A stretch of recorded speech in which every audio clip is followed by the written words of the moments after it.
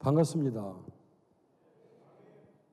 인사를 한 번 더 해서 쑥스럽기는 합니다만 그렇습니다.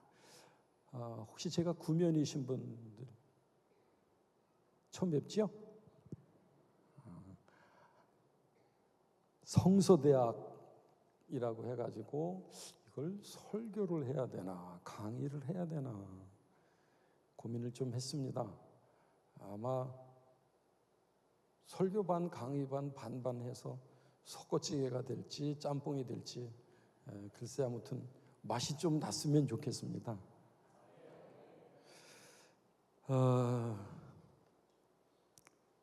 예수 그리스도와 함께 생활을 했던 친제자 사도들이 세대가 바뀌면서 예수께서 이제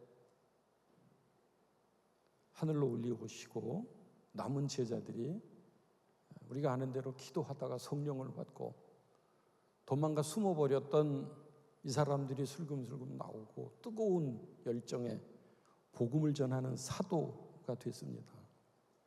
이 제자가 아니고 사도인 거지요. 이들의 문제는 주님과 함께 하면서 경험했던 깨달았던 그런 모든 것들을 복음으로 담아서 열정 있게 증거하는 일이었는데 10년, 20년 지나가기까지는 괜찮았습니다. 한 30년쯤 지날 때쯤 되니까 하나씩 제자들이 사도들이 순교당했지 않습니까? 이제는 이 복음을 전할 사람이, 복음을 유지할 사람이 문제가 됐습니다. 어떻게 하면 이 복음을 지키고 이 복음을 계승할 수, 유지할 수 있을까 하는 겁니다. 한 세대 동안 구전으로 전해오던 복음, 처음에는 기록이라는 게 없어요. 인쇄술이 없었어요. 그러니까 입에서 입으로 전해지는 그런 복음 시대를 살다가 그 세대가 이제 순교를 당하면서 복음을 간수할, 복음을 증거할 일꾼들이 없어지니까 큰 문제가 됐습니다. 그래서 여러 가지 그 다양한 복음을 자료를 모으고 그걸 기록을 하면서 이제는 학습을 할 수밖에 없는 그런 세대가 된 겁니다. 주후 60년, 70년이 넘어가면서 큰 문제가 생긴 거지요. 그리고 문제는 또 뭐냐 하면 복음을 구전으로 하다가 보니까 공동체 지역마다 다른 복음이 또 발견이 되는 겁니다. 유사한데 긴가민가 하는 이런 복음들이 있다가 보니까 어떤 게 사실이냐, 팩트를 가려내는 것도 문제가 됐고요. 그 다음에 그 스토리가 변색이 되어지는 겁니다. 어떤 건 없는 것도 있고 어떤 건 붙여진 것도 있고 그 스토리에 문제가 생기고 팩트에 문제가 생기고 또 어떤 거는 이게 진짜인지 아닌지 구별할 수 없을 만큼 어느 한쪽에서는 오염된 것도 이제 나오게 됐습니다. 그러니까 유지의 문제, 또 팩트의 구분의 문제, 스토리의 보완의 문제 이런 것들이 생겨지기 시작을 하면서 기록과 선별 작업이 시작이 되는 겁니다. 그게 AD 60년경부터 이제 쓰여지기 시작했고 쓰여졌다고 하는 얘기는 선별돼서 기록을 시작했다고 하는 거지요. 그래서 신약 성경이 이제 성경이 소위 경이 만들어지는 겁니다. 여러분 신약 성경에 제일 처음 복음서가 시작되는 그 첫 스토리가 뭡니까? 신약 성경에 복음이 시작되는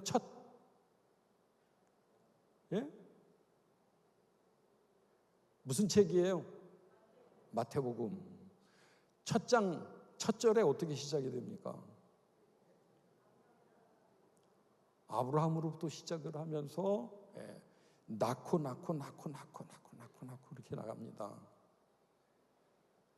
그런데 성경은 예수께서 태어날 때 아니 그 족보를 미리 알아두었다가 그렇게 해서 이게 소개되어진 게 아니지 않습니까? 복음이 시작되어진 그 열정은 어디서부터 시작이 되냐 하면 예수께서 떠나가시고 난 다음에 성령 체험했던 그 성도들이 그 뜨거운 열정을 가지고 회상을 하는 겁니다. 돌이켜 회상을 하는 겁니다. 아, 그때 주님이 이 말씀을 하셨지? 그때 이런 일이 있었지? 그러니까 그 회상이라고 하는 것은 거꾸로 올라가 쫙 태어날 때부터 나오는 게 아니라 돌아가시기 직전 제일 마지막 하셨던 말씀. 그러면 어떻게 될까요? 부활, 아니 승천, 부활, 그 다음에 십자가, 겟세마네, 마가의 다락방, 그렇게 거꾸로 가지 않겠습니까? 예. 사실은 그래서 성경 말씀은 뒤부터 봐오는 게 맞습니다. 아멘. 예. 쪼가고 말씀드렸습니다마는 어떤 기자가 예수님의 족보를 미리 준비해놨다가 꽤 맞춰서 한 것 아니고 태어날 때 베들레헴을 쫓아가서 기록을 했던 것도 아니고, 예. 다 완성이 되고 체험을 하고 그러고 난 다음에 이걸 되새겨가면서 짚어가다가 보니까 말씀드린 거예요. 그러다 보니까 긴가민가 하는 스토리도 나오게 되고 어떤 건 붙여지고 어떤 건 빠지고 그런 일들이 복음서 안에 복음서를 이제 선별을 하고 기록하고 하는 그런 과정에서 발견이 되어지는 겁니다. 여러분, 복음서 중에 제일 먼저 쓰여진 성경이 아시지요? 예, 마가복음. 마가복음이 제일 먼저 쓰여진 원복음인데 그 특색이 뭐냐 하면 짧다는 겁니다. 몇 장으로 돼 있지요? 16장. 예. 짧습니다. 그 다음 두 번째 쓰여진 책이 마태복음과 누가복음. 예. 거의 동시에 마가복음이 약 60년대 후반, 60년 중반, 중후반부터 쓰여지기 시작을 했고 그게 다 완성이 되고 난 다음에 그 자료가 너무 짧아요. 그러니까 마가복음은 사실 로마에서 쓰여진 걸로 알려지고 있습니다. 급하게 유대인 공동체를 위해서 쓰여졌습니다. 그리고 그 다음에 이건 너무 부족한 게 너무 짧다. 이게 빠진 게 너무 많다. 보완을 하고 수정을 하고 그래서 재편집돼 가지고 또 만들어진 게 두 번째 책 마태복음과 누가복음. 예. 그래서 마태복음은 몇 장이에요? 28장. 예. 누가복음은 몇 장이에요? 24장. 예. 다 하셔서 대답 안 하시지요? 마가복음은 16장밖에 안 돼요. 그런데 마태복음은 거의 배가 될 정도로 28장이나 된단 말이에요. 그때쯤 가니까 마태복음이 나올 때에는 이게 이제 시제별로 이렇게 나오게 된 거예요. 아브라함부터 시작을 해가지고 족보가 나오면서 어린 시절 세례받을 때 제자들 부르는 일 그렇게 쭉 시제로다가 나오게 된 거예요. 누가복음 역시 같은 과정, 물론 이제 그건 기본 신학적인 얘기니까 그렇게까지는 안 가겠습니다만은 그렇게 해서 마태복음하고 누가복음이 나오고 난 그걸 뭐라 그러냐 하면 공관복음이라고 그래요. 마태, 마가, 누가, 요한. 우리 장로님들은 다 아시니까 고개만 끄덕끄덕 하시면 돼. 공관복음이라고 그래요. 공관이라고 하는 건 뭐냐 하면 seen, 본다 하는 것하고 obs. 이거는 앞에 저기는 see는 함께라는 것이고 obs라고 하는 건 본다 하는 뜻이에요. 그래서 함께 볼 수 있다는 뜻이에요. synopsis. 그래서 공관복음인데 이 세 복음서는 말이지요. 같이 놓고 견줘 볼 수가 있어요. 그런데 네 번째 복음, 요한복음은 세 복음서보다 훨씬 뒤에, 때로는 20년 뒤에, 30년 뒤에 쓰여졌어요. 보통 요한복음이 기록된 때를 90년 후반에서 100년이 넘은 때라고 보고 있습니다. 요한복음이 기록된 장소는 에베소로 알려지고 있습니다. 안디옥이냐 에베소냐라고 하는 학설들이 있는데 보통 에베소라고 보고 있습니다. 요한이 마지막 활동을 했고 그랬던 그곳이 에베소 지역이었기 때문에 에베소로 보는 게 거의 맞습니다. 에베소 지역은 히랍 문화권의 그 도시란 말이지요. 그리고 거기 에베소의 요한 공동체는 처음 에베소 교회를 세운 것은 사실 요한이 아니고 사도 바울이란 말이에요. 그리고 사도 바울이 믿음의 아들이라고 하는 디모데에게 사역을 물려주었고 그 다음에 디모데와 함께 요한이 거기를 감당을 하면서 에베소 교회가 부흥하는 그 히랍 지역의 관문이 되었습니다. 그러니까 마태, 마가, 누가는 유대인 공동체와 때로는 이방인들을 위해서 쓰여지기도 했습니다만 요한복음은 철저히 히랍인들을 위해서 쓰여진 복음이에요. 선교적인 면에서 마태복음은 구약적인 전통을 많이 가지고 유지하고 있습니다. 마태복음에서 얘기하고 있는 예수 그리스도는 유대 전승사 속에 나타난 그 예수 그리스도 메시아를 증거합니다.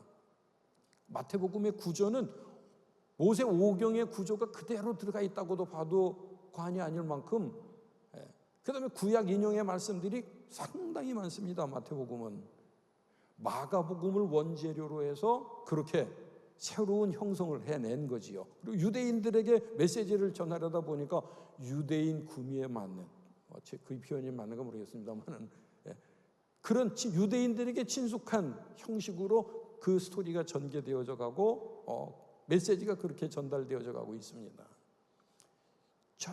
그와 전혀 색다른 방법으로 이제 편집되고 쓰여진 것이 요한복음인데, 요한복음은 어디에서 쓰여졌다고요? 에베소 히랍 문화권의 지역에서입니다. 에베소 다녀오신 분들이 꽤 계실 거예요. 튀르키예 성지 탐방을 가면 꼭 들리는 곳이지요. 그 에베소에 가보면 히랍 문화가 그 당시 얼마나 참 복잡다단했던가 하는 걸 알 수 있어요. 가보면 싱숭생숭해요.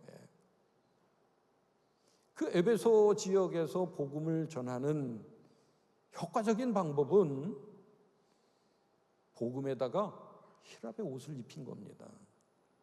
용어라든지 스토리라든지 또 거기에 각 챕터별의 주제라든지 이런 것들이 히랍 방식을 택하지 않을 수가 없었던 겁니다.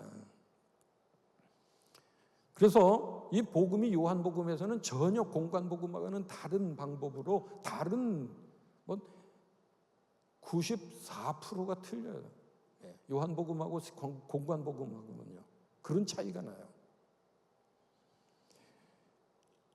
잠깐 나갔다 올까요?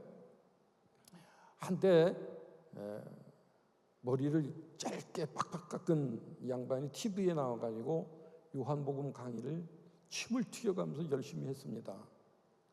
동양 철학과 또 역사를 막 들락날락해가면서 얼마나 열광을 하고 막 그러는지 목사인 저도 보면서 어리 빠질 정도로 정말 재밌게 봤습니다. 개인적으로 그분의 큰 형님이 저를 가르쳐 주셨던 학부 때 기독교 과학 사상사라는 과목을 만들어 가지고 2학기를 제가 들은 적이 있는데, 그분 큰 형님이 장로님이셨어요. 그리고 그 누님도 하시잖아요. 이대 청장하시고 하셨던 그 가정이 굉장히 훌륭한 믿음의 가문이더라고요. 자, 근데 이분이 어려서부터 성경을 얼마나 많이 보고 또 개인적으로 신학도 했잖아요. 이분이 해박한 지식을 가지고 막 강의를 열강을 하면 사람들이 막 정신이 나가서 봅니다. 시청률이 막 쑥쑥쑥 올라갑니다. 그런데 제가 그걸 보다가 듣다가 여기에는 복음이 없다. 여기는 예수의 영이 없다.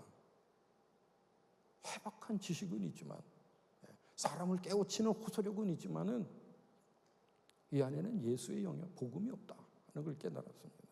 그렇죠? 이것도 안 그러신 분들이 많은 건 호응이 있어야 뭐.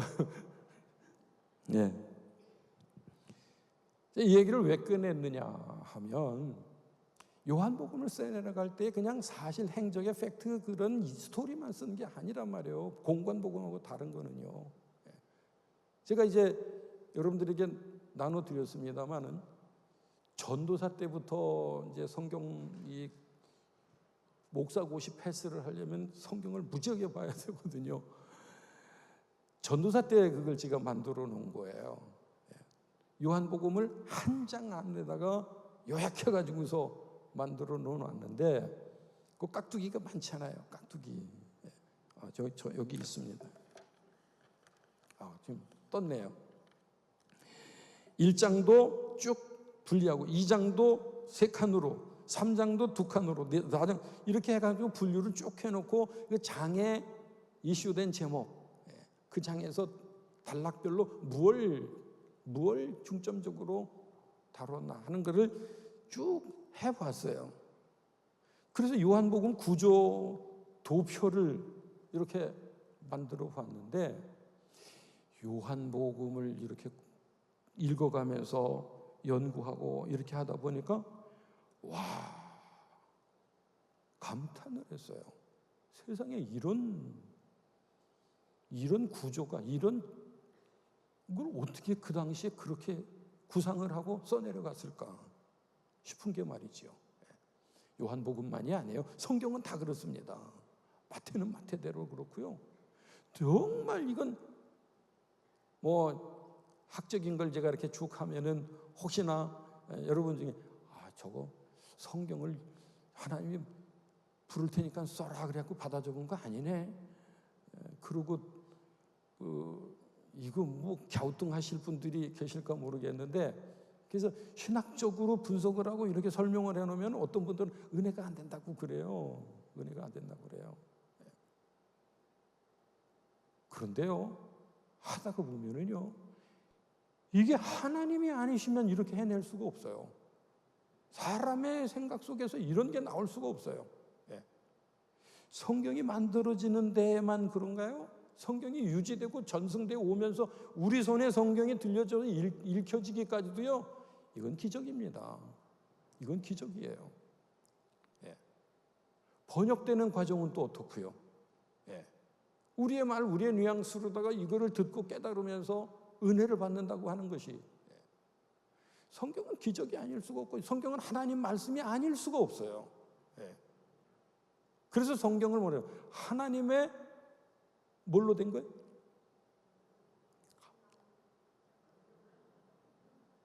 하나님의 감동으로 된 것으로. 기록될 때도, 보관될 때도, 번역될 때도, 읽혀질 때도 언제까지 갈까요? 또 이렇게 설교를 하고 들을 때도 다 하나님의 감동인 거예요. 하나님의 말씀은 감동으로 이루어지는 거예요. 그게 생명력 있는 것이고요. 그래서 살아있는 말씀이 되는 거예요. 제가 신학교를 처음 들어갔을 때 1학년 1학기 첫 시간 오리엔테이션을 하고 개론 첫 시간을 들어갔는데, 성경 가르치시는 선생님이 성경책을 탁 이렇게 가지고 들어오셔가지고 출석을 부르시고 난 다음에 첫 강의를 시작해야 되는데, 기도도 하지 않으시고 거룩하게 성경책을, 들어온 성경책을 구석에다 확 던지는 거예요. 그러니까 그 안에 책갈피에 있던 게 막 다 퍼져버렸지요. 다들 놀랐어요. 눈이 휘둥그레. 저거 성경책인데, 강의록이 아니고 성경책인데 틀림없이 성경책을 감히 내던지다니. 큰 시험에 들었어요. 그런데 이분이 시작하시는 말씀이 저거 성경 책이지요. 책입니다. 예. 저 안에 글씨들이 수십만의 글씨들이 거기에 들어가 있지요. 저 안에 글자들로 본다고 하면 만화책에 있는 글자들하고 다릅니까? 뭐 이러기 시작을 하면서 시비를 거시는 거예요. 예. 저는 저건 성경 책입니다. 그냥 책. 예. 저 말씀이 내게 깨달아지고 저 말씀을 내가 씨름하면서 살고 그때에 하나님의 말씀이 되는 겁니다. 내가 성경책을 던졌지만 하나님의 말씀을 던질 수는 없습니다. 그러면서 주섬주섬 가져다 놓으시고 강의를 시작하시는데 은혜가 되더라고요. 이제 그때부터는. 예. 하나님의 말씀은 여러분 내 안에 들어와서 나를 변화시키지 않으면 살아있는 말씀이 될 수가 없습니다. 그래서 여러분 지금 성서대학에 오신 거 아니에요. 이 말씀이 살아있기 때문에 그 살아있는 말씀을 들으려고 듣기만 하나요? 그 살아있는 말씀대로 살려고. 다른 데로 가서 이제 돌아오겠습니다. 잠깐 나갔다 온다고 했으니까. 자, 신약 복음 성경은 4권으로 되어 있지요. 그 중에 3권은 공관복음이라고 그랬고 마지막에 쓰여진 것이 요한복음, 특별한 복음. 오늘 제가 요한복음에 대해서 이제 시작을 하는데 벌써 시간이 많이 갔네요. 요한복음의 내용 중에 아까 94% 정도라고 얘기를 했어요. 요한복음에만 나오는 게, 공관복음에는 안 나오고 요한복음에만 나오는 게 94%예요. 그러면 거의 다 한 거지요, 뭐. 예? 거의 다 한 거죠. 그렇게 특별한 책이에요, 요한복음은요. 예를 들면 요한복음에는 없는 게 너무 많습니다. 공관복음에 나오는 것 중에 없는 게 너무 많습니다. 요한복음에는 대표적으로 예수님의 출생에 대해서 기록을 하지 않습니다. 또 마태와 누가는 그리스도의 출생을 아주 정확하게 자세하게 그렇게 막 흥분돼서 막 그렇게 소개를 하고 있는데 왜 그럴까요? 유대인들에게 이게 솔깃해 필요해. 이게 그래야만 돼, 예수는. 그러니까 그 필요에 의해서 그 사람들에게 드려졌던 거지요. 그러나 히라빈 출신의 이방인들에게 예수의 그 조상적부터의 족보가 뭐 그렇게 중요하겠어요. 요한복음은 생략이 돼도 그것 때문에 허투른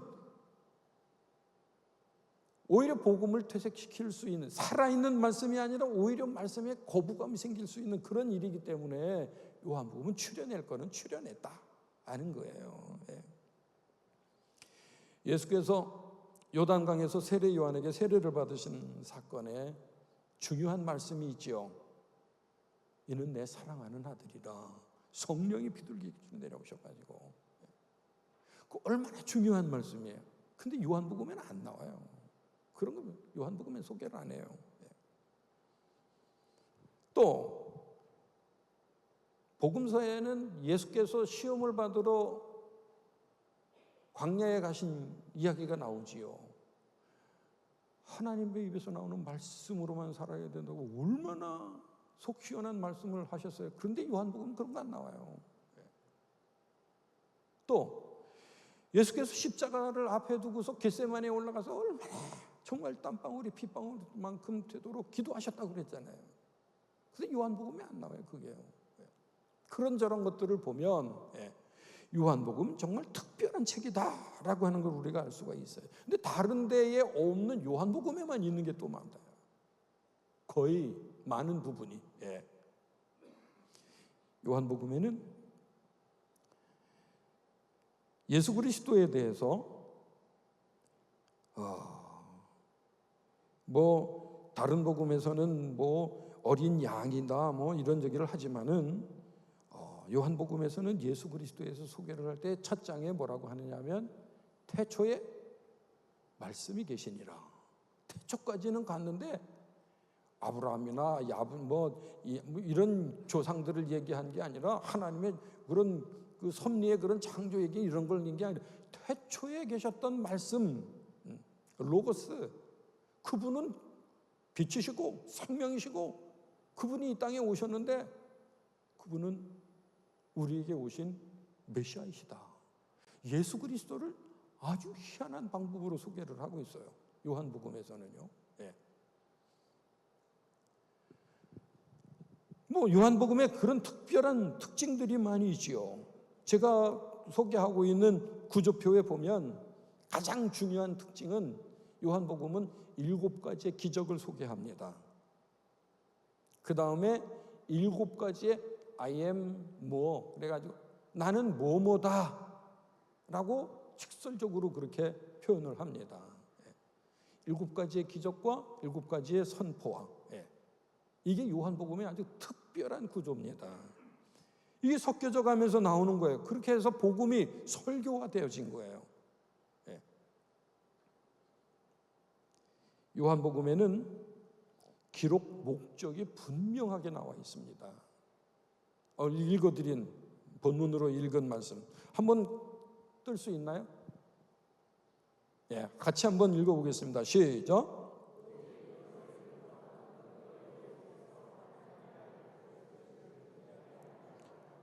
또 너희로 믿고 그 이름을 힘입어 생명을 얻게 하려 함이니라. 목적이 분명하게 새겨져 있어요. 이 기록 목적과 밀접한 그 관계, 쓰여진 시기와 장소 중요하다고 그랬습니다. 마태, 마가, 누가복음은 AD 70년에서 90년 그 이전에 다 기록이 되고 완성이 되어집니다. 요한복음만은 90년에서 100년이 넘어갈 때쯤에 기록이 되어졌습니다. 마가복음은 60년에서 70년 가장 짧은 16장이라고 그랬죠. 거기는 예수님의 행적이 중심으로 되어 있습니다. 행적. 마태복음은 70년에서 80년경인데 마가복음에 비어있는 것 내용들을 보충하고 보완하는, 그래서 28장으로 크게 늘어나는 특징이 있고요. 이는 구약에 예언되어진 말씀이 성취됐다. 그래서 구약에 있던 말씀을 그대로 갖다가 이렇게 된 것이다. 구약에 있는 말씀을 또 갖다 인용하다 이렇게 된 것이라고, 그런 방법으로 마태복음이 기록되어져 가고 있습니다. 그러다 보니까 당연히 마태복음에는 선지자들을 중요하게 다루고 선지자 메시지를 인용해 오는 것이 많이 있습니다. 누가복음도 마태복음과 비슷하던 시기에 누가복음보다는 좀 더 늦게 완성이 되어지는데 90년경에 완성이 되어지는 걸로 알고 있습니다. 24장으로 되어 있고요. 이방인들을 위해서 쓰여진 책인데 특별히 데오빌로, 그리고 인류 구원을 강조합니다. 이방인 구원을 울타리를 넘어서는, 경계를 넘어서는 복음이 됩니다. 그리고 누가복음은 특별한 것이 누가가 의사예요. 그러니까 모든 스토리나 이런 것들을 아주 집중 분석을 하고 확인을 하고 관찰을 하고 그걸 스토리화하고 그렇게 해서 배열을 참 잘 해놨습니다. 누가복음은요. 그게 특징입니다. 요한복음은 의도된 단 그 목적의 주제를 가지고서 오직 거기를 향해서 지금 초점이 맞춰져 있습니다. 모든 장의 내용과 이 결과들이 다 맞물려져 가게, 똑 떨어지게 그렇게 엮여져 가고 있습니다. 마태, 마가, 누가, 요한복음만 있는 게 아니에요. 정경에는 안 들어와 있지만은 예를 들면 애굽인의 복음도 있고요, 도마 복음도 있고요, 베드로 복음도 있고요, 마띠아 복음도 있고요, 바돌로메 복음도 있고요, 아벨레스의 복음도 있고요, 12사도들의 복음도 있고요. 그 떠도는 복음들이 많이 있었는데 선별을 했다고요. 그 선별의 기준은 어디에 있었는가 하면, 복음을 증거하는데 이게 합당한 것인가, 설교로 강단에서 성도들에게 은혜를 끼치는데 합당한 것인가? 또 그 외에도 그런 몇 가지의 기준을 가지고 이 공교회가 모여져서 그래서 캐논, 정경 작업을 합니다. 아무튼 그렇게 해서 복음서만 여러 개가 있는 게 아니에요. 행전도 여러 개가 있어요. 도마의 행전이, 빌립의 행전이, 베드로 행전이라든지 테클라의 행전이라든지 행전도 여러 권이 있는데 그 중에 사도 바울의 행전을 정경 안에 넣은 거지요. 다른 데를 가면 다시 돌아오겠습니다만은 그렇게 해서 이 정경의 캐논은 초대교회 예배에 유익한 은혜가 있는 것을 선별을 해냈고 전도교육에 필요한 것을 거기에 선별을 해냈고 사도적인 권위가 존재되어지는 지켜지는 그런 기준이 있었고 또 공교회가 보편적으로 다 인정하고 들을 수 있는 어느 한쪽에서 못 들려지고 어느 한쪽에서 인정이 되고 안 해 그런 것들은 배제가 되어진 그래서 나온 것이 그러면 또 다시 돌아가면 하나님 말씀이라는 게 왜 저래? 또 그렇게 시험 들 수 있으실 텐데 다 하나님의 감동이라니까요. 아멘. 하나님의 감동으로 주신 겁니다. 유익치 않은 거는 다 걸러내줬다는 거예요. 유익치 않은 거는. 요한복음 21장 19절의 말씀을 보면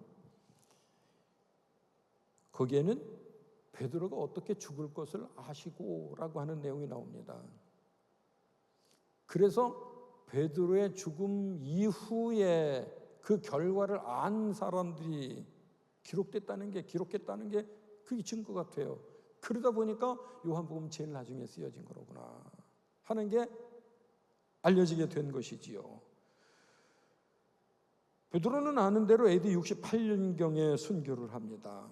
그래서 베드로가 어떤 죽음으로 하나님께 영광 돌릴 것이라 하는 것을 가리키심이로라 했던 그 말씀은 그 후, 분명히 그 후라는 것을 못 받게 된 거지요. 또 9장 22절에 보면 출교라는 용어가 나옵니다.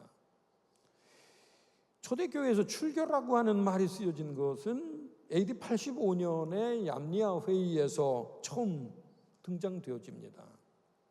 그러니까 여기 출교라는 용어가 쓰여진 것도 보면 요한복음은 얌리아 회의 그 이후라 하는 것을 알게 되지요.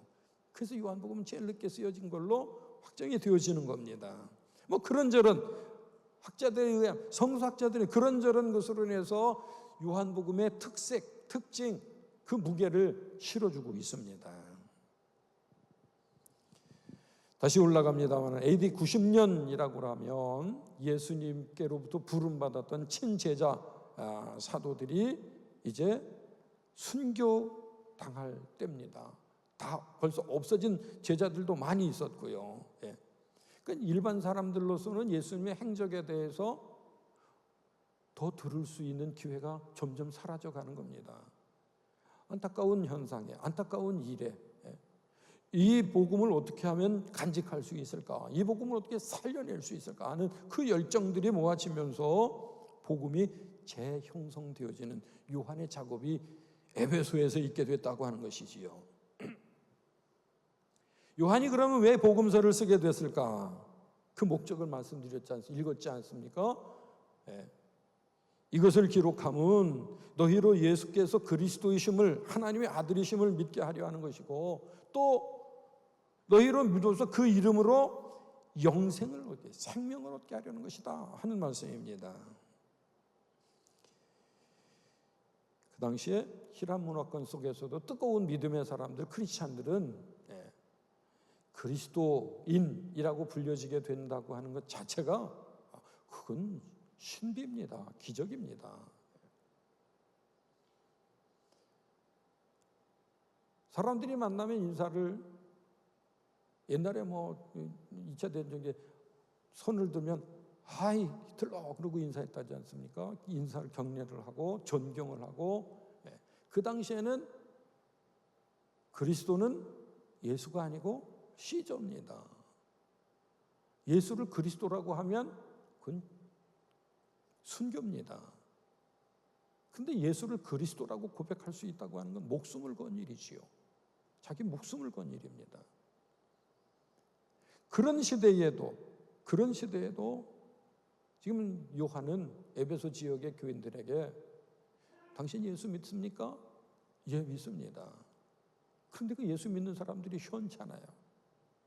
예수에 대해서 가물가물하고 확신이 없고 제대로 아는 게 없어요. 잘 통하지 않으니까. 그리고 그들에게 정말 쏙쏙 들어갈 만한 히랍식의 복음이 없으니까 안타까운 거예요. 요한이 히랍 문화에 맞는 복음을 편집하게 되고 기록하게 되고 복음으로 증거하게 되고 그걸 복음을 전해서 영혼들을 구원하는 복음 전도 사역에 사용되어지는 말씀이 되게 했다고 하는 것이지요. 성경 말씀은 헬라어와 히브리어로 된 것만 성경입니까? 아니지 않습니까? 영어로도 번역이 되어지고 한문으로도 번역이 되어지고 한글로도 번역이 되어지고 하나님의 말씀, 예수 그리스도의 행적에 살아있는 생명의 말씀, 복음이 그 문화에 그 사람들이 그 시대에 맞게 이렇게 선포되어지고 있다고 하는 사실이지요. 작년 성탄절에 성경이 새로 나온 거 아시나요? 새로 한글 성경을 새로 출간을 했습니다. 성서공회에서. 이름이 뭐냐 하면 새 한글 성경. 새 한글 성경. 왜? 지금 어린 세대의 이 젊은이들에게는 어린 애기들에게는 개역 성경 가지고서는 어른들은 입맛에 맞고 이게 하지만은 아이들에게는 이게 이해가 안 됩니다. 성경을 볼 재미가 없습니다. 너무 통하는 게 없습니다. 느끼는 게 없습니다. 언어가 다르고 문화가 다르고 그러니까. 새 한글 성경은 10살 막 글 깨우친 아이들도 다 이해될 수 있도록 그렇게 번역을 해놓은 새 한글 성경이 나왔습니다. 연세 드신 분들이 볼 때에는 성경 맛이 없어. 그럴 수 있지만은 그러나 다음 세대에게는 그러지 않으면 안 돼요. 그렇지 않으면 문 닫아요. 성경 문 닫아요. 그러면 성경이 살아 숨쉴 수가 없어요. 그러면 생명력을 잃어버려요. 그러면요. 제 선생님이 강의실에 들어서 성경을 내던졌을 때 그 책과 다를 바가 뭐였냐고요. 읽지 않고 예배 끝나면 집에 가서 딱 서재 아니면 어디에 고이 모셔두었다가 주일날 예배되면 그리고 툭툭 털어서 들고 나오는 그 성경. 살아있는 말씀이 되겠습니까? 성경은 항상 펼쳐져서 읽혀지고 깨달아지고 고백되어지고 그래야지요. 그러려면 다양한 성경으로 번역도 되어야 하고요. 다양한 방법으로 연구도 되어져야 되고요. 그런 겁니다. 너무 전반부를 멀리 복잡해 가다 보니까 가닥이 조금 흐려지는 것 같은데 어쨌든 요한복음은 특별한 복음으로 신한문학군을 향해서 쓰여지다 보니까 그 문화, 그 배경, 그 모든 것들이 그 짜임새의 구조 이런 것들이 특별하다고 하는 것. 이거 한 가지 얘기하려다 보니까 이렇게 많이 갔습니다. 자, 너희로 예수가 하나님의 아들 그리스도인임을 믿어서 생명을 얻게 하려 한다. 아멘. 여러분 성경을 요한복음을 읽어가면서 이 목적만큼은 놓치지 마세요. 이것은 요한복음뿐만 아니라 모든 성경이 다 그래요. 모든 성경이 그렇다니까요. 듣고 읽고 깨달음으로 인해서 예수가 그리스도라고 고백되어져야 하고 구약을 읽어도 마찬가지예요. 창세기, 출애굽기, 시편 설교를 하고 성경을 읽고 공부를 하고 그래 가면서 여러분 거기에 모세가 나오면 모세가 주인공입니까? 아니에요. 다윗의 얘기가 나오면 다윗이 주인공입니까? 아니에요. 야곱의 얘기가 재밌어서 야곱 얘기를 학교 듣고 가면 야곱이 주인공이 됩니까? 아니에요. 그럼 누구를? 예수 그리스도를 얘기하는 거예요. 예수 그리스도를 드러내는 거예요. 모든 성경에서는 말이지요. 예. 그래서 창세기를 읽든 시편을 읽든 계시록을 읽든 어느 책을 읽든 그 속에서 예수가 그리스도이심을 고백해야 된다는 거지요. 그리고 그리스도가 되면, 그분이 내게 주, 왕, 그리스도가 주시면 그로 힘입어서 내가 생명을 얻는단 말이지요. 이게 요한복음. 얼마나 요한이 정확하게 복음을 드러내 밝혔습니까? 예? 근데 시대가 바뀔수록 이게 참 힘들고 복잡하고 어려워져 가요. 복음이 복음되게 살려가는 일이 말이지요. 예. 문화도 의식도 모든 게 다 참 힘든 세상이 점점 돼가는 것 같아요. 그래도 하나님은 살아계십니다. 아멘. 그래서 말씀은 살아있습니다. 그 세대의 문화에, 그 지역의 환경에 맞춰지도록 하나님의 말씀은 다시 살려내집니다. 하나님 말씀은 성령으로 역사되어져서 이 사람의 영혼을 구원해내는 말씀이 된다고 하는 거예요. 네. 그래서 여러분들 성서대학에 오셨는 줄로 믿습니다. 그 성경을, 그 숨결을 느끼고자, 그 생명을 연결하고자. 그렇지 않으면 맥 빠져요. 그렇지 않으면 캄캄해지고요. 그렇지 않으면 어질어질해져요. 성서대학을 빠짐없이 함께 하시면서 은혜가 넘치시고 말씀을 살려내는 여러분들이 되어지시기를 주의 이름으로 축원합니다. 그 시대나 지금이나 죽어가는 영혼들을 보면 안타까워야 되지 않습니까? 말씀이 살아있는데, 말씀이 나를 살려주셨는데 나만 돼가지고 되겠습니까?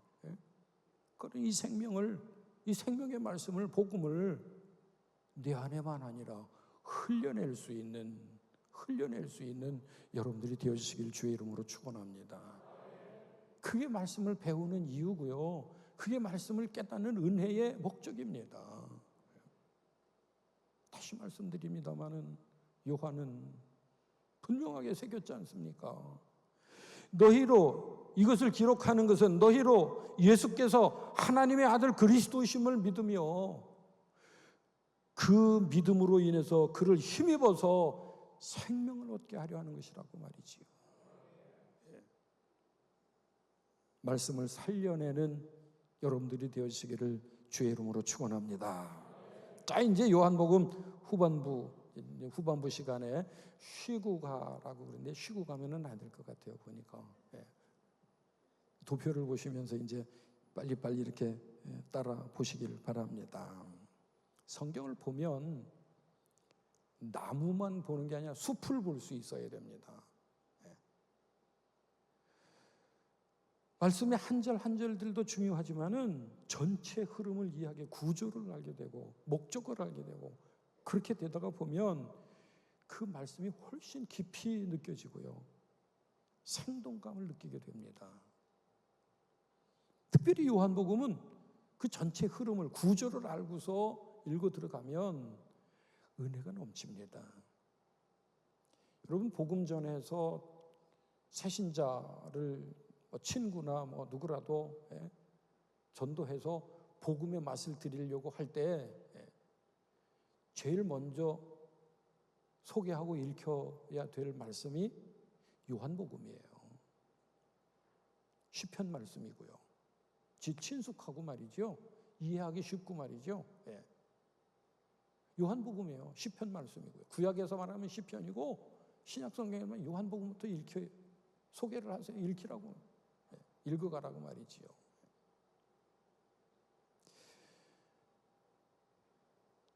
성경을 꽉 짜면, 66권을 꽉 짜면 거기서 나오는 마지막 응축된 가장 중요한 말씀이 뭐예요? 요한복음 3장 16절, 요한복음에 있잖아요. 요한복음에 있잖아요. 성경 전체를 배우고 읽고 하는 그 목적이 어디에 있어요? 요한복음에 있잖아요.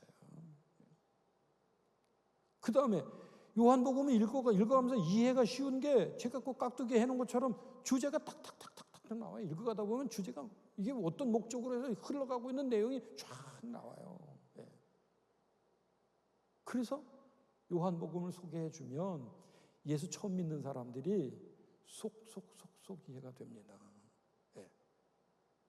그리고 이제 여러분들이 리더가 돼가지고 속회에서나 아니면 선교에서나 이렇게 속으로 모여져서 할 때에도 뭐 웬만하면 요한복음 읽으세요.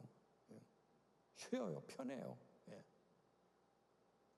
해설하기도 이해하기도 쉽고 말이지요. 요한복음 시편 말씀 그런 거예요. 예. 요한복음은 크게 예수는 누군가에 대해서 드러내주고 있습니다. 예수는 누구인가? 그걸 눈으로 펼쳐 보여주듯이 그렇게 쫙 펼쳐내가고 있습니다. 단순히 다른 복음서들처럼 사건을 연결해가면서 이렇게 기록을 해주고 있는 그런 목적이 있는 게 아니라 한 사건들을 통해서 예수가 누구인가를 분명하게 드러냅니다. 요한복음은요. 그게 특징이에요. 예.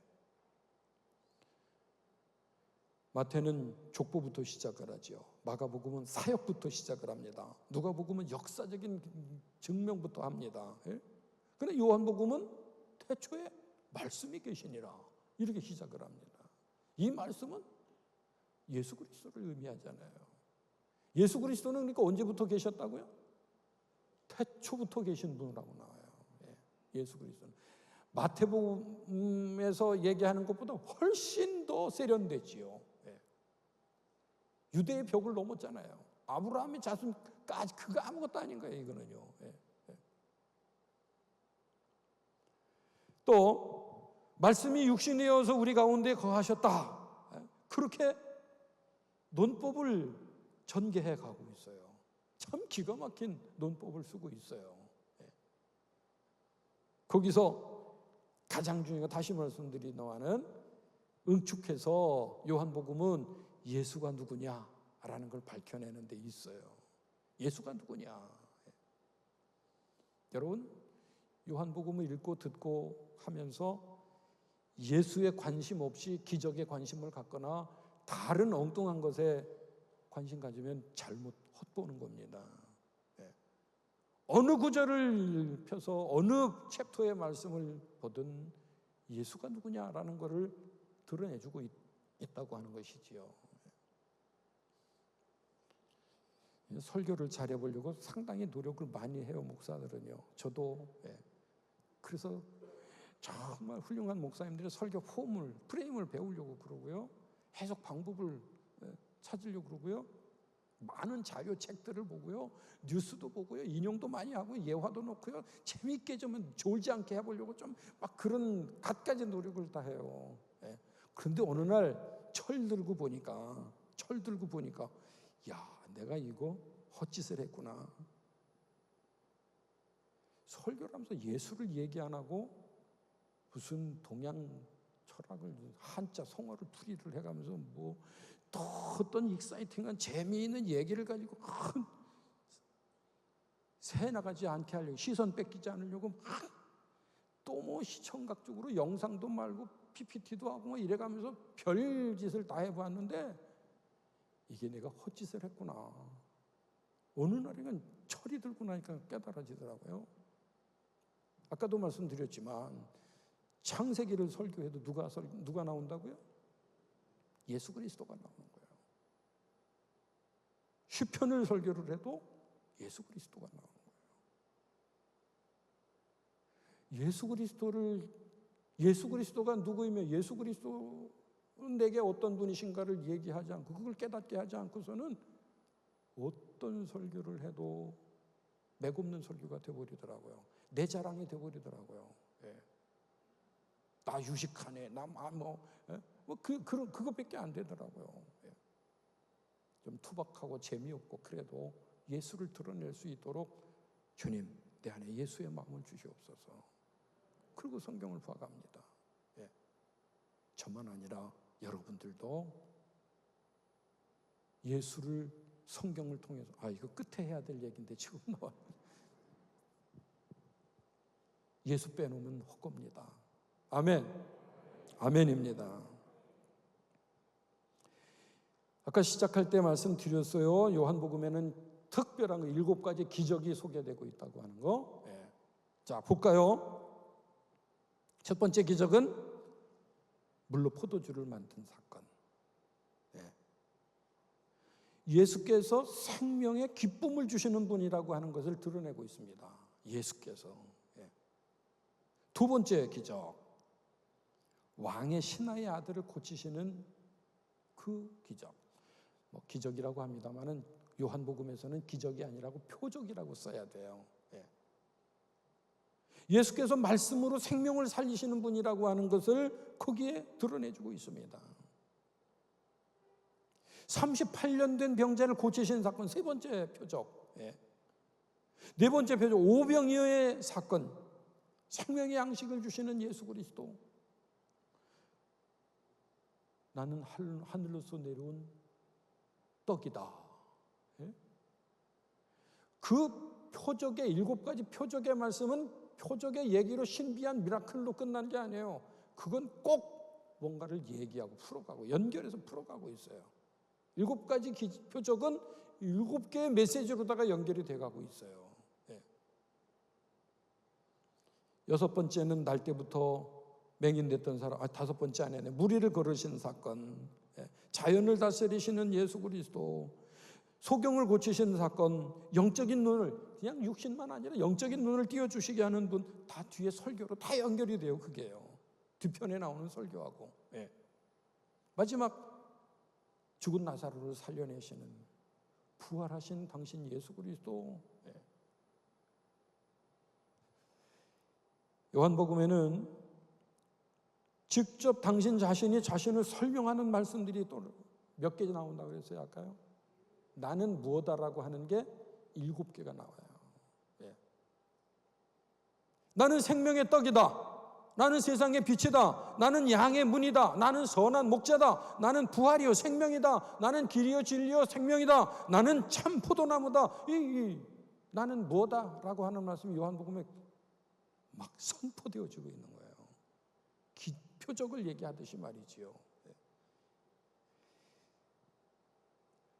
정말 신비하고 정말 이해할 수 없는 그 미라클의 그 표적이 맛보기고요. 거기엔 담겨져 있는 메시지가 있다는 거 사실. 이게 기가 막힌 구조라는 거예요. 이게 기가 막힌 구조라는 거예요.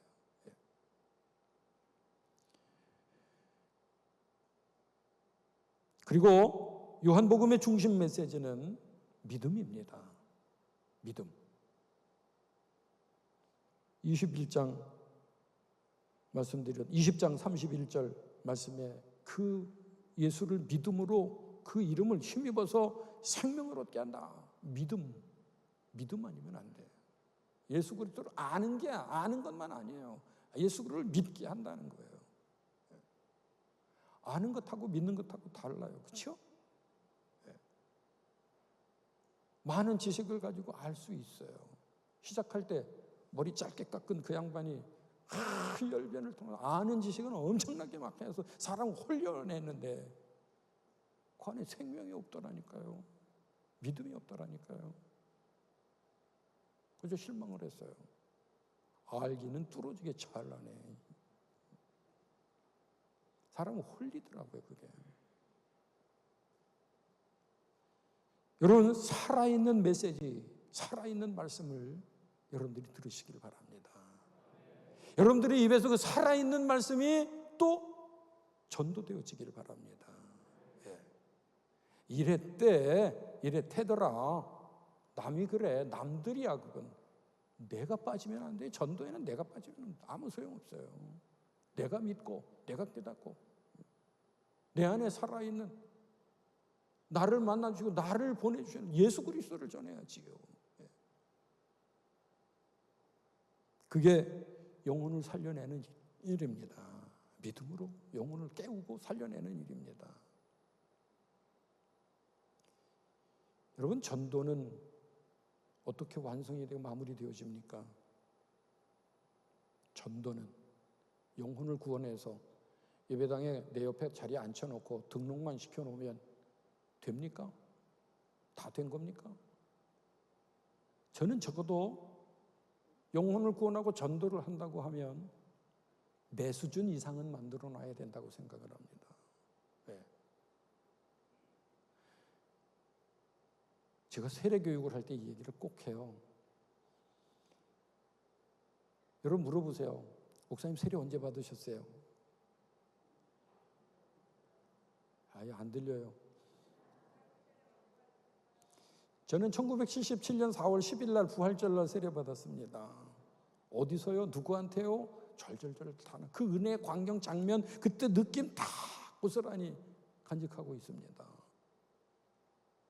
그리고 그 세례의 은혜를 소중하게 여깁니다. 여러분 누군가를 전도해가지고 세례받게 하시기 바랍니다. 그런 감동의 사람이 되게 하시기 바랍니다. 그리고 전도는요, 예배자를 세워가는 것입니다. 마지못해 끌려 나오던 사람이 제 발로 나와가지고, 마지못해 끌려왔던 사람이 자기도 누군가를 끌어올 수 있을 만큼의 사람으로, 그게 뭐가 그렇게 만들어 놓느냐? 믿음이 그렇게 만들어 놓는 거예요. 믿음이. 복음 안에 있는 생명, 그게 믿음이 돼가지고, 그건 들어간 것만 아니라 다시 토해서 나와요. 그래서 전이가 되어져요. 그게 복음의 역사잖아요. 그래야 교회가 되는 거고요. 남이 이랬대, 이게 남 얘기야. 그건 전도 안 된다니까요. 교회에서 하도 닥달을 하니까 마지못해서 하지 말라는 얘기 아니에요. 그렇게 해도 믿음이 살아납디다. 마지못해서라도 전도를 하면, 저는 그래요. 전도하면 영혼이 살지요. 예? 전도는 왜 하면 영혼 살리려고 하지요. 그 첫 번째 영혼은 자신입니다. 아멘 안 하시네? 예. 전도하면 전도하는 영혼이 살아나요. 자기가 살아나요. 자기 믿음이 살아나요. 예. 전도해본 사람 그 맛을 알아요. 그 다음에 전도 받은 영혼이 살아나잖아요. 그 다음에 줄줄이 사탕이야, 엮여져서. 한 사람 전도해 놓으면 그 뒤에 이게 몇십 명, 몇백 명, 몇천 명이 될지 몰라요. 줄줄이 살려내는 거예요. 뭘로? 전도하는 생명의 말씀으로 믿음이 되어가지고, 그것이 믿음의 역사가 나타나서 그 일을 하나님이 우리 안에서 하신다고요. 그 일을 성령이 하신다고요. 그 일을 이룬 게 요한복음이라고요. 복음서가 그렇게 와 있다고요. 지금 요한복음 뿐이겠습니까? 모든 성경이 그렇지요. 성경을 사랑하시기 바랍니다. 책을 사랑하라는 게 아니에요. 말씀을 사랑하시기 바랍니다. 자, 좀 시간이 많이 가서 넘어가 보겠습니다. 요한복음은 마지막 십자가로 규결이 되어지지요. 19장 넘어가면서 십자가로 연결이 되어집니다.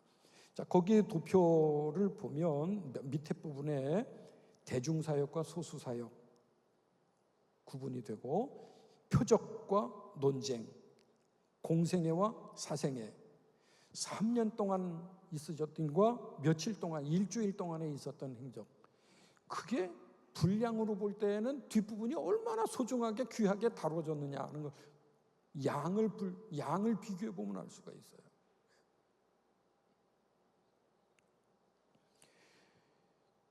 마지막에 십자가로 규결이 되어져 가면서 대단한 클라이막스를 이루게 됩니다. 예수 그리스도는 그리고 십자가로 끝나지 않고 부활하셨다, 다시 살아나셨다라는 거예요.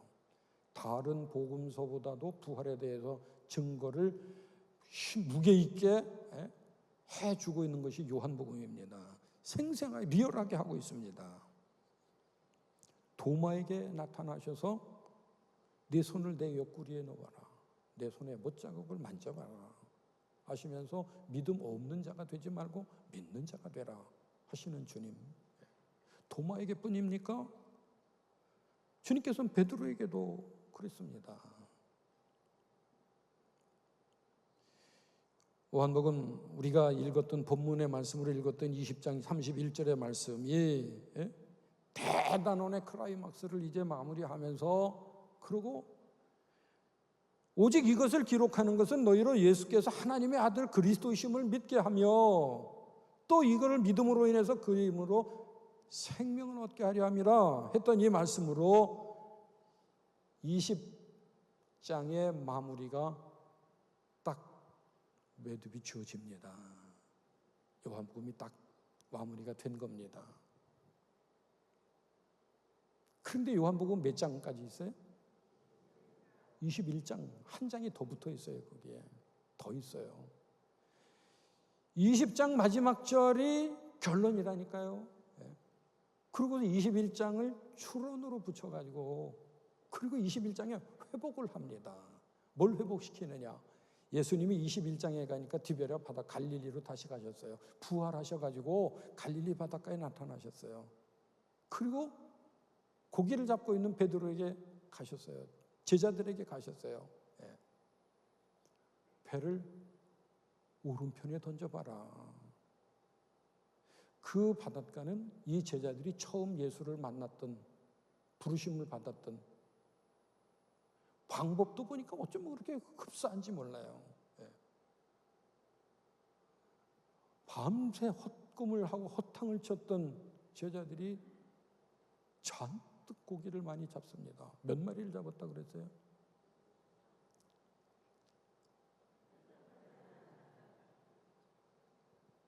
예? 153마리. 오른편에 깊은데 엉뚱한데 방법도 아닌, 좀 속된 말로 개뿔도 모르는 사람이 뭘 안다고 제자들 생각에는. 그런데 그게 정확했던 거예요. 그게 맞았던 거예요. 이들은 감당할 수가 없습니다. 고기를 감당할 수 없는 게 아니라 이분을 감당할 수가 없습니다. 이야, 처음 부르심 받을 때에도 그래서 배와 그물을 다 버리고 따라갔는데 어쩌자고 그 자리로 다시 원점으로 돌아가고 그 짓을 또 하고 있다가 그 또 똑같은 체험을 또 하냔 말이에요. 주님께서 바닷가에 모닥불을 피워놓은 자리에서 시몬을, 베드로를 만나시지요. 요한복음 21장을 저는 아주 진지하게 정말 설교를 하는데, 진지하게, 지루하게가 아니고, 그 모닥불은 시몬에게, 베드로에게 굉장히 거북한 겁니다. 부담스러운 겁니다. 왜요? 가야바의 법정의 그 모닥불 앞에서 주님과 불을 가운데 놓고 시선이 마주쳤었어요. 그때 슬쩍 고개를 돌려 피했어요. 그리고 옆에 여종이, 아이 선생님, 이 양반 저 사람 같은 통속인데 무슨 소리를 해? 난 몰라. 몇 번이나? 3번이나 닭울음 소리를 듣고 가슴이 찔려가고 통곡을 하면서 도망갔던 베드로예요. 그런데 주님께서 바닷가에 오셔가지고 모닥불을 펴놓으시고 어쩌자고 또 베드로를 거기다 부르셔. 불 펴있는 숯불만 보면 가슴이 철렁 내려앉는 베드로. 그 불을 가운데 놓고 또 주님이 조반을 먹어라. 그러면서 부르시는 거예요. 아는 척하는 것만으로, 불 앞에 서는 것만으로도 막. 그런데 시몬아, 내가 나를 사랑하냐? 네, 주님. 시몬아, 네가 정말 나를 사랑하냐? 아, 주님 아시지 않습니까? 아시면서 뭘 자꾸 부담스럽게 그러십니까? 그렇게 나오지 않았지만, 야 시몬아 정말 네가 나를 사랑하냐?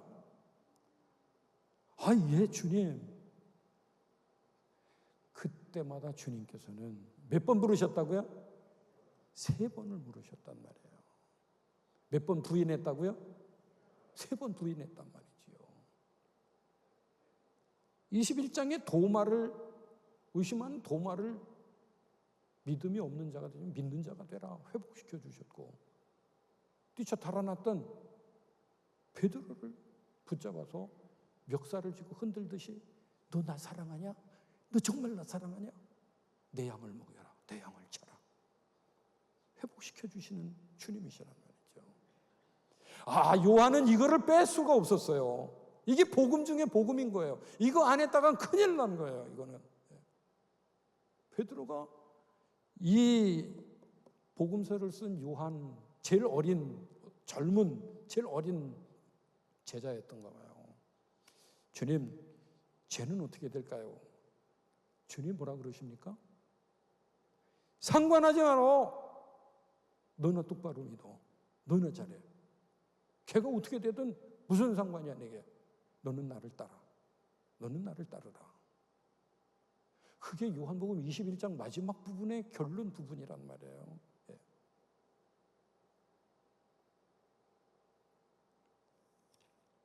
마지막 자리에까지 왔습니다. 여러분, 예수 그리스도의 생명을 누리는 믿음이 되어주시기 바랍니다. 그 생명을 간증하고 전도할 수 있는 살아있는 믿음이 되어주시기 바랍니다. 그리고 그게 무슨 상관이냐? 어떤 핑계도 어떤 이유도 없이 오직 주님 앞에 충성하고 따라갈 수 있는 그런 믿음이 되어주시기 바랍니다. 요한복음 마지막 장 마지막 절을 좀 띄워주실 수 있나요?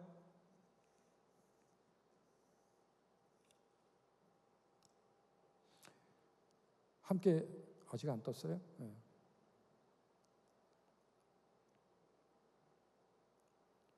그러면 찾아볼까요? 그럼 따라서 합시다. 제가 할게요. 예수께서 행하신 일이 나왔네요. 함께 같이 읽읍시다. 시작. 예수께서 행하신 일이 이 외에도 많으니 만일 낱낱이 기록된다면 이 세상이라도 이 기록된 책을 두기에 부족할 줄을 아노라. 요한복음 마지막 절 마지막 절이에요. 아멘이지요. 복음서는 성경 말씀은 책 속에 담겨 있을 수 없습니다. 복음은 책 속에 담겨 있을 수 없습니다. 그럼 어디에 담겨 있어야 돼요? 우리의 가슴 속에 담겨 있어야 돼요. 우리의 생활, 삶 속에 담겨져 있어야 돼요. 책으로 써가지고선 세상에 다 감당이 안 돼. 그건 어마어마한 살아있는, 다 표현해낼 수 없는 그 말씀이 우리 안에 살아있고 그 말씀으로 살아가면서 그 말씀으로 구원하고 그 말씀으로 교회를 세우고 그 말씀으로 가문을 세우고 그 말씀으로 사업을 하고 그 말씀으로 언제까지 할까요? 제가 그 말씀으로 되어지는 여러분들의 삶이 되어지기를 주의 이름으로 축원합니다. 날마다 이 말씀이 그렇게 새롭게 살아나서 말씀의 은혜가 넘치는 우리 임마누엘 교회, 우리 성서대학 학생 여러분, 모든 교우들 되어지시기를 주의 이름으로 축원합니다. 마지막 찬양 하나 부르면서 마무리할까 그럽니다. 찬송가 436장 나 이제 주님의 새 생명 얻은 몸 찬양인데, 이 찬송가는 이호은 목사님 지으신 찬양입니다. 이호은 목사님은 우리 감리교 목원대학을 설립하신 분이시고요. 이 436장 나 이제 주님의 새 생명 얻은 몸, 이 찬양은 우리 감리교인들의 찬양입니다. 믿음의 고백이고요, 다짐이고요, 선포고요. 저는 이 찬송을 얼마나 좋아하는지 모릅니다.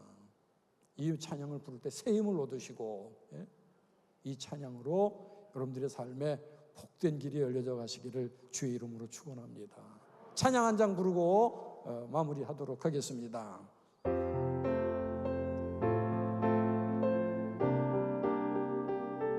좀 빠르게. 나 이제 주님의 새 생명 얻은 것, 옛 것은 지나고 새 사람이로다. 그 생명 내 맘에 강같이 흐르고 그 사랑 내게서 해같이 빛난다. 아멘. 영생을 누리며 주 안에 살리라. 오늘도 내일도 주 함께 살리리죠.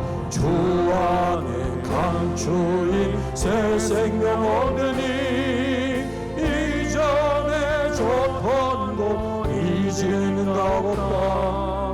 하늘의 은혜와 평화를 맛보니 찬송과 기도로 주 함께 살리라. 영생을 누리며 주 안에 살리라. 오늘도 내일도 주 함께 살리라. 산천도 초목도 새 것이 되었고 죄인도 원수도 친구로 변한다. 새 생명 얻은 자 영생을 누리니 주님을 모신 맘 새 하늘이 아멘. 영생을 누리며 주 안에 살리라.